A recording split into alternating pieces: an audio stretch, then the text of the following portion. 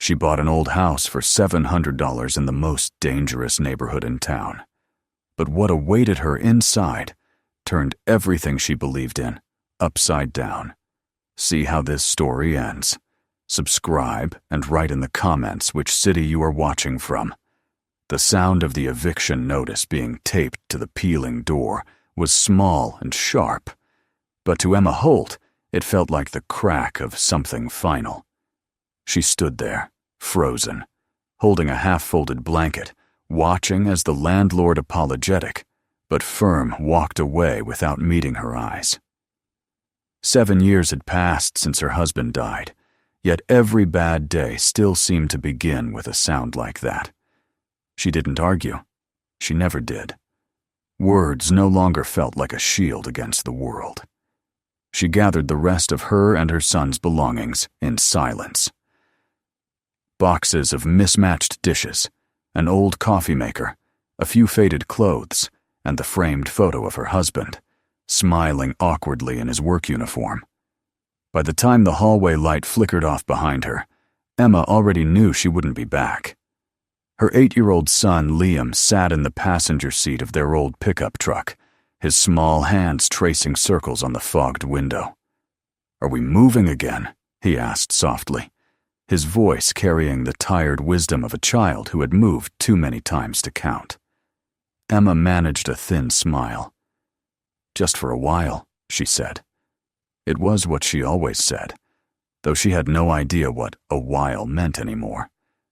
The truth was, she had nowhere to go.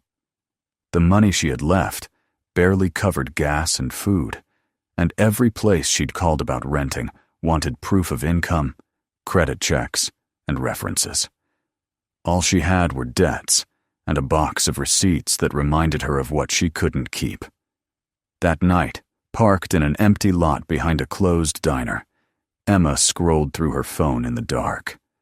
The screen's glow lit her tired face as she scrolled past the same cycle of disappointment. No pets. First and last month's rent. Application required. Then she saw something strange. A house listing with no photographs, no description beyond a single line. Old house. Needs repair. $700. Camden, New Jersey. Not recommended for families. It sounded like a warning more than an offer.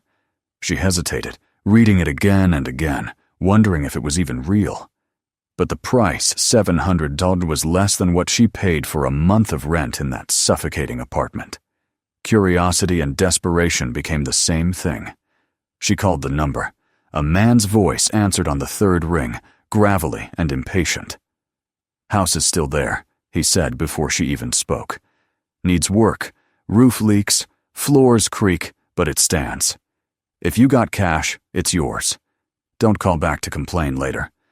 "Is it safe?" she asked. He laughed, not cruelly, but as if at the idea itself. "Lady, if you want safe, don't come to Camden." The line went dead, leaving her holding the phone, hearing the soft breathing of her sleeping son beside her. She didn't sleep that night. At dawn, when the sun broke through the dirty windshield, she made up her mind. They sold the last of what they owned that could be sold.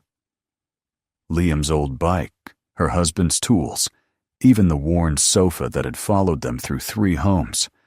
The total barely reached $1,000. It was enough for gas, some groceries, and the house. She didn't tell Liam how little they had left.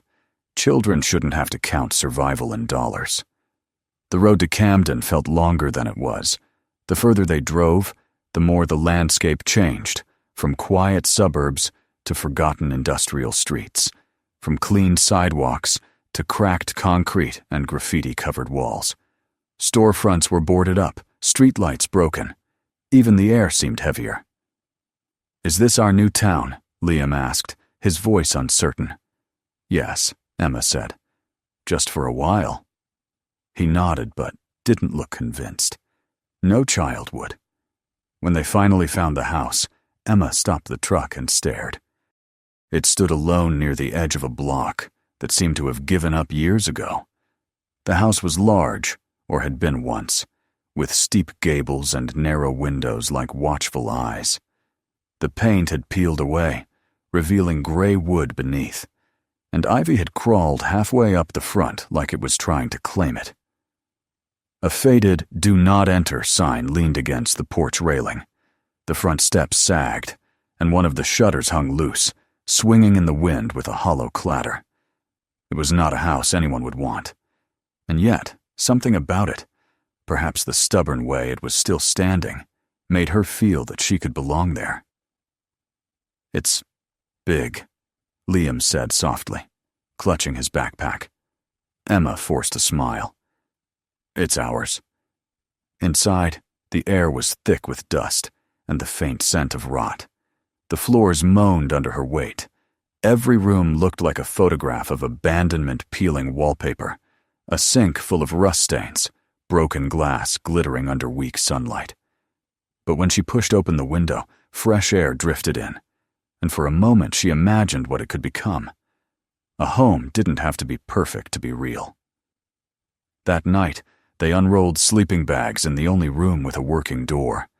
Emma lit a candle and watched its reflection tremble in the window pane. Liam whispered, "Does this mean we finally have our own house?" She looked at him, the candlelight soft on his face, and nodded. "Yes, baby, it does." She didn't mention the sounds she could hear outside, the distant shouts, the occasional siren, the thud of music from somewhere down the street. She just held his hand until he fell asleep. The next morning, sunlight revealed what darkness had hidden. The roof leaked near the corner, the porch rail was broken, and ivy had crept through a cracked window, curling around the curtains like fingers. Across the narrow street, Emma saw a man working on a fence. He was tall, broad-shouldered, wearing a faded green jacket. His movements were steady, methodical, like someone used to building or repairing things. When he looked up and saw her, he simply nodded, a slow, deliberate gesture, and went back to hammering. She nodded back, though her stomach tightened. Later, in the corner store, she mentioned him to the clerk. The woman raised an eyebrow. "That'd be Ray Collins. Lives 2 doors down from the corner. Folks say he's trouble. Army man once, then prison. Don't know the details." "What did he do?" Emma asked, but the woman only shrugged. "Nobody asks. In this town, you learn not to." Emma returned home uneasy. That night, a small bundle of firewood appeared on her porch, wrapped neatly with twine. She knew who had left it. When she glanced across the street, she thought she saw Ray standing by his fence, smoking, his face hidden in shadow. He didn't wave. Neither did she. Days passed. Emma tried to make the house livable. She scrubbed floors until her hands ached, patched windows with plastic, and fixed a leaky faucet using tape and prayer. She walked to nearby shops, searching for work cafes, laundromats, small diners, but every place gave the same answer. "We're not hiring." Her savings dwindled fast. Liam stayed home, reading old books and drawing pictures of their new house, always with the roof whole and flowers in the yard. She couldn't bear to tell him how unlikely that was. Nights were the hardest. Sirens wailed, voices shouted, sometimes too close to their door. Once, she heard gunshots, distant but real, followed by silence. She slept with a hammer under her pillow. In the morning, she found a stray bullet lodged in the porch railing. She didn't tell Liam. She told him it was from before they arrived. He believed her, because he wanted to. Each morning she wrote in a small notebook her husband once used for work.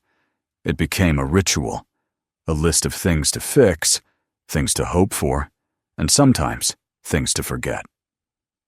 On one page she wrote, "Roof, porch, courage." On another, "Find work, protect Liam, don't give up." She didn't know who she was writing for anymore, herself, her husband, or the house that had begun to feel almost alive around them. One evening, as she sat on the porch after another failed day of job hunting, she saw movement in the dark. A tall figure walking slowly down the sidewalk, his steps heavy but unhurried. The same man, Ray Collins, paused near her gate, glanced at her, then at the broken gutter above. "Rain's coming," he said simply, his voice low, steady. "You'll want to cover that leak." She nodded, unsure how to respond. Before she could thank him, he had already turned away, disappearing into the night. When the rain began an hour later, it came in sheets, and the leak he mentioned became a steady rhythm over her son's bed. She moved the mattress closer to her own and lay awake, listening to the storm and the city beyond. Its cries, its sirens, its heartbeat. In the days that followed, she began to notice how often he was nearby, not intruding, but present. Sometimes she'd see him fixing his fence, sometimes sweeping the sidewalk, sometimes just sitting on his porch, as if standing guard over the whole block. The neighbors barely spoke to him, yet none dared cross him either. There was something solid about the way he carried himself, like he was both the warning and the shield of this forgotten street. As the days turned into weeks, Emma began to feel the first flickers of belonging. The house still groaned, the nights were still uneasy, but within its walls, she and Liam had carved out a fragile kind of safety. Each morning, sunlight crept through the cracked blinds, falling across the kitchen table, where they ate toast and talked about better days. And each night, after Liam fell asleep, Emma sat by the window, watching the empty street until the figure across the road appeared again, quiet and still, as if keeping watch not just over the block, but over her and her son. She didn't wave. She didn't need to. For the first time in years, she began to believe that maybe, just maybe, the worst had already passed. She didn't yet know that the real story, the one that would bind her life to the man across the road, was only beginning. The first time Emma realized how dangerous the neighborhood truly was, the sky was already dark, and the air smelled of rain and asphalt. She had been walking home after yet another failed interview, her 5th in 2 weeks, when she noticed the shadows moving behind her. The street was nearly empty, except for a few flickering streetlights, and her footsteps echoed too loudly against the cracked pavement. 3 boys, barely older than teenagers, started calling after her. Their laughter followed, thin and sharp, bouncing off the walls of the narrow street. She clutched her purse, kept walking, but when one of them grabbed her arm, her heart seized. Then came a voice, deep and steady, cutting through the laughter like a blade. "That's enough," it said. The boys turned. Ray Collins stepped out from the corner, his posture calm, but his expression unreadable. He didn't shout or threaten. He just stood there, his presence alone enough to scatter them. They ran, their laughter turning nervous as it faded into the distance. Emma stood frozen. Her pulse thundered in her ears. When she finally found her voice, all she could say was, "Thank you." Ray nodded once. "You shouldn't walk here after dark," he said. His tone wasn't scolding, only matter of fact, as if it were the simplest truth in the world. Then he walked her home, his steps silent beside hers. At her porch, he stopped. "If you ever need help," he said, "knock on my door." Then he turned and disappeared into the shadows again. That night, Emma lay awake, listening to the sound of the leaking roof and the wind pressing against the windows. She thought about the way he had looked, tired, maybe haunted, but calm. It frightened her, that kind of stillness. It was the stillness of someone who had seen too much. She told herself to be cautious. After all, she barely knew the man. Yet when she passed by his house the next morning, she noticed a stack of neatly cut boards leaning against her fence. Later that afternoon, he appeared carrying a toolbox. "Roof's leaking, right?" he asked. She hesitated, unsure if she should let him in. But she saw Liam watching from the window, and for some reason, she found herself nodding. He worked quietly, efficiently. His hands were steady, his movements careful, like someone who had done this 1,000 times. Liam followed him around the porch, asking questions. What kind of nails he used, how to tell which wood was rotten. Ray answered each question patiently, never raising his voice. When they finished, Emma offered him a loaf of bread she had baked that morning, her small attempt to repay him. He took a bite, then looked at her with a flicker of surprise. "This is good," he said. "Better than the store." It was the first time she saw him almost smile. That evening, when she cleaned the kitchen, the smell of baked bread lingered in the air. For the first time in months, it felt like home. Still broken, still fragile, but alive. She began to think that maybe she could start a small bakery. Something simple. Bread, coffee, maybe pies. When she mentioned it to Ray a few days later, he nodded. "You've got the hands for it," he said. "Start small. Porch could work if you fix the railing." He offered to help with that, too. Over the next few weeks, the rhythm of their lives began to change. Mornings were filled with work. Emma scrubbing walls, Ray repairing steps, Liam painting boards with whatever leftover paint they could find. By evening, they would sit on the porch, the boy drawing while Emma and Ray talked about the neighborhood. He knew every street, every family, every empty building that once held something worth remembering. He never spoke much about his past, but she pieced together fragments: a military background, a discharge that wasn't honorable, years that he didn't explain. The town had its rumors: murder, betrayal, prison. But when she looked at him, she couldn't reconcile those stories with the man who quietly fixed her leaking pipes and made sure her son's bike chain didn't rust.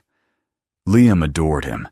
The boy followed Ray everywhere, helping to carry tools, asking to learn how to use a hammer. Once, when the power went out, Ray showed him how to make a lamp from an old jar and some oil. Emma watched them from the doorway, her heart tightening in her chest. It scared her, how much she had started to depend on his presence, how much she trusted a man she barely knew.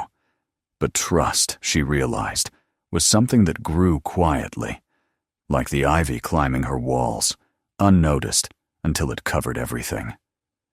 The small porch bakery started almost by accident. Emma baked a few loaves one morning, and when the smell drifted through the street, people stopped.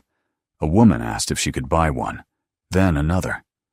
By the end of the week, she was baking twice a day, using an old oven Ray had fixed from scraps. He built her simple wooden shelves and a sign that read, "Bread and Home," in faded white paint. It wasn't much, but for the first time in years, people came to her door for something other than charity. They came because what she made reminded them of warmth, of safety, of what life could still be. But the neighborhood didn't change overnight. Danger still lived in its corners. One night, she found Ray sitting outside the store, a flashlight in his hand, watching the street. "You don't have to do that," she told him. "I know," he said, "but it's better if I do." From then on, every night he stayed nearby, quiet as a shadow. The sight of him sitting there, calm and immovable, made her feel safer than any lock ever had. As the weeks passed, Emma saw changes not just in the house, but in herself. She no longer jumped at every noise. She walked with her head higher. She started believing she could make something out of nothing. The bread sales grew enough to cover bills and buy new shoes for Liam. The boy's laughter returned, filling the rooms that once echoed only with silence. Yet peace never lasted long in Camden. One evening, as the sky turned the color of rust, a police cruiser rolled to a stop in front of her house. 2 officers stepped out, their expressions wary. Ray was fixing the porch light. When they saw him, one of them stiffened. "Collins," the officer said sharply. "Didn't expect to find you here." Ray's jaw tightened. "Evening, officer." The man looked at Emma. "Ma'am, I'd be careful who you let near your family. This man has a record." Emma's heart pounded, but she didn't look away. "He's my neighbor," she said quietly, "and he's the only one who's ever helped us." The officer studied her for a moment, then turned back to Ray. "You keep your nose clean, Collins," he said before walking off. When they were gone, the silence between them was heavy. "I'm sorry," Ray said finally. "For what?" she asked. "For what people think I am." She wanted to ask what had really happened, but she didn't. Some stories needed time to come out, and others didn't need to at all. That night, when she locked the door, she found him again sitting outside, watching the street, his flashlight beam resting against the ground. "You don't owe me anything," she said from the window. He looked up, his face half lit by the weak streetlight. "Maybe not," he said. "But I owe this place something. Maybe fixing what's broken starts small." Days turned to weeks, and the house began to take on a new shape. The once crumbling porch gleamed with fresh paint. The roof no longer leaked. The front yard, once tangled and brown, now had small pots of flowers Liam had planted with Ray's help. People in the neighborhood started nodding to Emma when she passed. Some even stopped to talk. The bread shop became a kind of meeting place, a corner of warmth in a street that had forgotten it could be kind. One afternoon, Emma wrote in her notebook again. Her list had changed. It no longer said, "Find work," or "Don't give up." Now it said, "Fix the sign, paint the kitchen, make it home." She looked out the window and saw Ray teaching Liam how to sand a piece of wood. The boy laughed, covered in dust, while Ray gave instructions in that quiet, patient way of his. It was such an ordinary scene, yet it filled her with a strange, deep peace she hadn't known she was capable of feeling again. But the peace trembled on thin ice. Sometimes she still saw those boys, the same ones who had followed her that night, lurking at the corner, watching. Once they smashed a bottle near the fence and shouted something she didn't catch. Ray stood in the doorway until they left. He didn't chase them. He didn't need to. They knew better.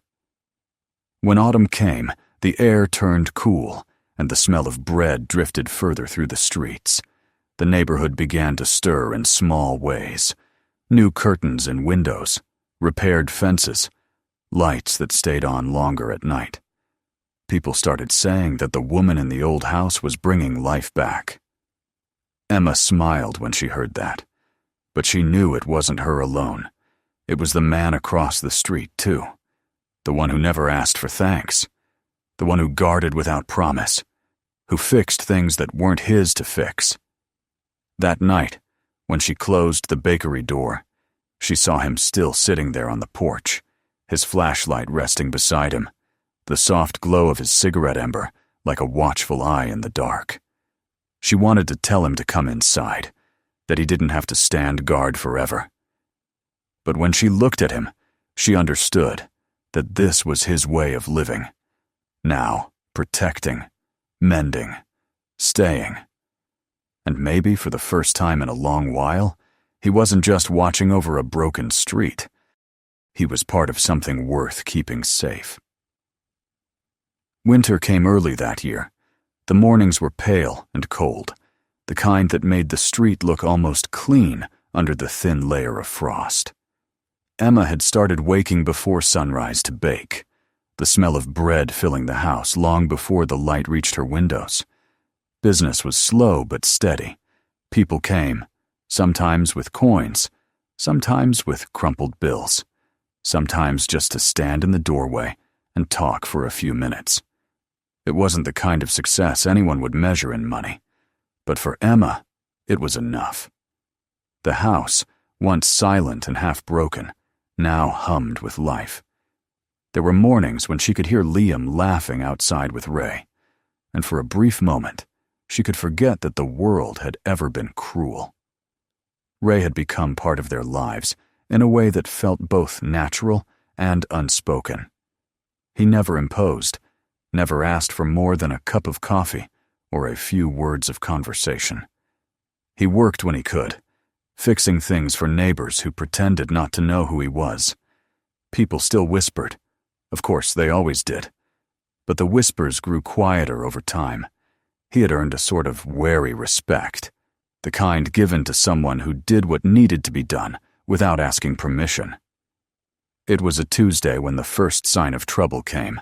A car stopped in front of the house, sleek and out of place on that street of rusted fences and cracked sidewalks. A man stepped out in a pressed coat, carrying a small camera bag. He walked up to the bakery door and introduced himself as a journalist. His tone was polite, rehearsed. "I'm writing about veterans," he said, "particularly those who've fallen through the cracks. I understand you know Mr. Collins." Emma hesitated. "He's my neighbor," she said carefully, "and a friend." The man nodded as if that was expected. "He's quite a story, you know, a hero in some ways, and a tragedy in others." She didn't like the way he said it, as if Ray were a specimen, something to study rather than someone to understand. Still, she gave him no details. But by the next morning, word had spread. She saw it in the way people looked at her when she opened the bakery, the curiosity, the faint excitement of gossip reborn. Someone had read something online, a small article that had already started to circulate. It told of a soldier blamed for the deaths of his comrades, accused of sabotage and cowardice. The piece was sympathetic, almost too polished, claiming he had taken the blame for another man to protect a powerful officer's son. There was even an old photograph of Ray in uniform, younger, proud, his eyes unrecognizable compared to the man who now patched fences and watched over a broken street. Emma printed the article later that night and read it twice. The facts fit too perfectly to be coincidence. When she showed it to Ray, he read it in silence. His expression didn't change, but his hands clenched slightly on the paper. "It's not the whole story," he said finally, "but it's enough." She didn't press him for more. "It doesn't matter to me," she said quietly. He looked up then, and for the first time since she'd known him, there was a faint tremor in his voice. "It will," he said. "Once people start paying attention." He was right. Within a week, strangers began appearing, reporters, bloggers, local activists. They wanted interviews, pictures, statements. They called him a hero, a victim, a fallen soldier. But with attention came intrusion. One afternoon, when Emma was closing the bakery, she found two men standing by the porch, taking photos of the house. When she asked them to stop, one of them sneered. "You live with him, don't you? The convict?" Ray stepped out before she could respond, his presence enough to make them leave. But the damage was done. The peace they had built had cracked. That night, Liam asked if they would have to move again. Emma's heart broke at the question. She pulled him close and told him no, that this was their home now. But when she looked out the window, she saw Ray sitting on the porch, shoulders heavy, face hidden in his hands. He looked smaller somehow, like the weight of the world had finally remembered where to find him. The next morning, he told her he was thinking of leaving. "You don't need this trouble," he said. "It'll follow me no matter where I go." She shook her head. "We needed you before any of this, and we still do." He didn't answer. Instead, he spent the day fixing the fence one last time, his movement slower than usual, as if each nail carried the weight of a decision. That evening, she found a note on her porch. It was short. "Thank you for letting me help. You and the boy made this place more like home than it ever deserved to be." She didn't sleep that night. When dawn came, she went to his house. The door was unlocked, the rooms bare. He had taken nothing but a duffel bag. On the table was a folded photograph of a unit of soldiers, faces young and smiling, with his among them. On the back, a name was circled, the man whose life had been saved at the cost of Ray's own freedom. She placed the photo back on the table and left, her chest hollow. Days turned into a slow ache. The bakery stayed open, but without Ray, the street felt unguarded, exposed. The boys who used to linger at the corners came back, testing her patience, breaking bottles near the fence. One night, someone threw a rock through the bakery window. Liam screamed, and Emma grabbed him, pulling him away from the shards of glass. She wanted to call the police but stopped herself. In this neighborhood, police came late, and justice came slower. The next morning, as she swept the glass, she heard footsteps. She looked up and saw him. Ray stood at the gate, a bruise darkening his cheek, his coat torn. "You came back," she said, her voice trembling. "You shouldn't have been alone," he said simply, "and I realized running doesn't fix what's broken." He helped her replace the glass that day, and by evening, the bakery looked whole again. But something had shifted in both of them, a quiet, fierce determination not to let fear win. The article that had caused the chaos soon reached the local news. A group of veterans came to see him, some of whom had served with men from his unit. They told her privately that they believed his story, that the truth was finally coming to light. It didn't change the years he'd lost, but it gave him something he hadn't had in a long time, a measure of peace. When reporters returned, he spoke to them this time. His words were simple. "I made mistakes, but I never stopped trying to do what was right. Sometimes doing the right thing costs you everything."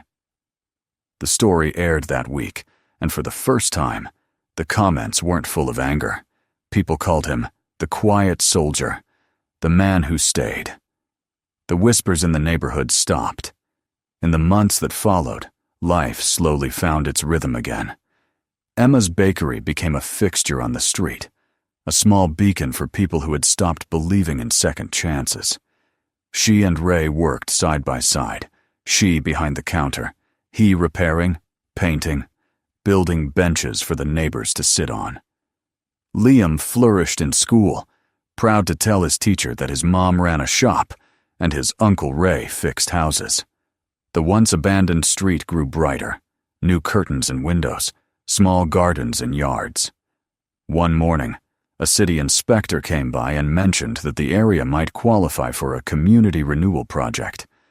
It was only talk, but it was more hope than anyone there had seen in years. One evening, Emma sat on the porch with a cup of tea, watching the sun melt into the rooftops. Ray was beside her, whittling a piece of wood into the shape of a bird. "You ever think about leaving?" she asked. He shook his head. "Used to. Now I think about staying." She smiled, and for a long while, they sat in silence, listening to the hum of the city slowly finding its pulse again. Spring came, and with it, a letter from the city. The renewal plan had been approved. The street would get new lights, paved sidewalks, repaired houses. At the bottom of the letter was a note. "Special recognition for community revitalization, Bread and Home Bakery." Emma laughed when she read it, tears welling in her eyes. "We did it," she whispered. Ray only nodded. "You did it. I just fixed a few things." A week later, a local reporter came to take photos. They stood in front of the bakery, the sign freshly painted. Above the door, Liam had hung a wooden plaque he'd made himself. It read, $700 house, the price of hope. The reporter asked Emma what it meant. She smiled and said, "It means you can build something real, even from the things no one wants." That night, the neighborhood gathered for the first time in years. People brought food, music played from a small speaker, and laughter spilled into the street. Emma baked extra bread, and Ray grilled meat in the yard. his quiet smile showing every now and then when someone thanked him. It wasn't a celebration of success or wealth. It was a celebration of survival, of choosing to stay when leaving would have been easier. When the crowd thinned and the lights dimmed, Emma stood by the bakery window, looking out at the street that had once terrified her. She saw children playing, windows glowing warm, the air alive with possibility. The town no one had talked about now had voices again. Behind her, Ray leaned against the doorway. "Looks different, doesn't it?" he said. "It does," she replied. "Feels different, too." He glanced at the house across the street, the same one where she'd first seen him standing years ago. "You know," he said, "I used to think this place would outlast me. But maybe it was waiting for someone to remind it how to live." She looked at him, the lines on his face softened by the warm light. "Maybe it was waiting for both of us." He smiled then, a real smile, and for a moment, the world seemed still. The house behind them creaked softly, its old bones settled into the quiet peace of being lived in again. Emma took a deep breath, the air carrying the smell of bread, earth, and something new, something that felt like promise. When the sun rose the next morning, its light spilled over the roofs and fences, touching every corner of the street. Ray sat on the porch with his coffee. Liam ran down the steps with a backpack, and Emma stood in the doorway watching them both. The house that had once been bought for $700 now stood solid, warm, and full of life. It had cost them everything they had to build it, but as Emma watched her son wave goodbye before heading to school, she knew it was worth every penny. Because this was more than a house now. It was proof that even in the darkest places, hope could take root and stand tall. Subscribe for more stories like this. Watch the next one on the channel, and share this video with someone who'd want to see it.